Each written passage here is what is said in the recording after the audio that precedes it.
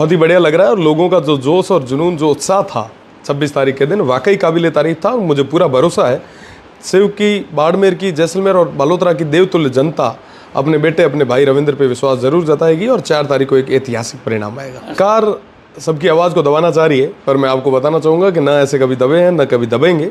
जहाँ कहीं पे भी हक और अधिकारों की बात आई, मजबूती से लड़ाई लड़ेंगे और आगे भी लड़ते आएंगे। बिल्कुल बिल्कुल जल्दी देंगे और निश्चित तौर पे देंगे।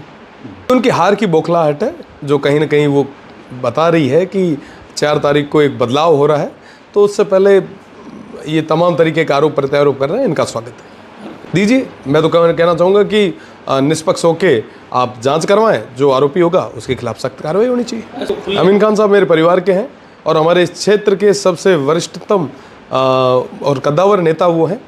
मैं उनकी हमेशा इज्जत करता हूँ और जीवन भर करूँगा। रही बात दूसरी, उन्होंने मुझे कई सार्वजनिक मंचों से कहा है कि ये मेरे बेटे जैसा है, तो उन्होंने अपने बेटे पे आशीर्वाद जताया। मैं उनका एहसानमंद हूँ। देखिए साहब, तमाम पॉलिटिकल पार्टीज़ के पास बड़ा सा फंड था, बड़े बड़े स्टार प्रचारक थे, बड़े बड़े नेता थे, पर साहब सबसे बड़ी चीज़ कि हमारे इस थार की जनता को पता था कि ये तमाम लोग 26 तारीख तक आएंगे। 27 तारीख के बाद में अगर कोई हमारे बीच में रहा, हमारी कोई जिसने कभी बात सुनी, तो वो रविंद्र रहेगा। तो थार की जनता ने मुझ पर विश्वास जताया। सर बिल्कुल, कुश्ती तो है जी साहब, कबड्डी जो है, कुश्ती तो है, उन्होंने जो को लागे न दो, जनता जवाब दे चुकी है। हार बौखलाहट है, कहीं भी कह सके, आज तो कई सारा और चीज़ें के है। स्वागत है। 100% भरोसा ये मेरे परिवार के हैं, मेरे पिता तुल्य बुजुर्ग, मातृशक्ति और विशेषकर मेरे युवा साथियों पे पूरा विश्वास है कि वो अपने भाई की इज्जत जरूर रखेंगे, इसका मान जरूर रखेंगे। सर आपको बताना चाहूँगा कि शिव बाड़मेर का एक हिस्सा है, अभिन्न अंग है, जो जीवन भर रहेगा। उसको हमने कहीं और नहीं भेजा है। और रही बात दूसरी, मैं तो 5 साल की कह के आया था, पर मैं 50 साल इनके बीच में रहूँगा, ये आपके साथ आपके ऑन कैमरा कह रहा हूँ। उन साथियों से निवेदन करना चाहूँगा कि चुनाव हो चुके हैं, बहुत बढ़िया तरीके से हुए हैं। अब शांति व्यवस्था को आप बनाए रखें, सौहार्द को बनाए रखें, भाईचारे को बनाए रखें। जिसकी हार की बौखलाहट है, कहीं ना कहीं अब पार्टियों को अब लगने लगा कि हम हमारे हार का ठीकरा किस पे फोड़े, तो एक दूसरे पे लगे हैं। उनको कहना चाहूँगा कि आप तो आराम से उस हैंडपम्प का पानी पी के सो जाएं।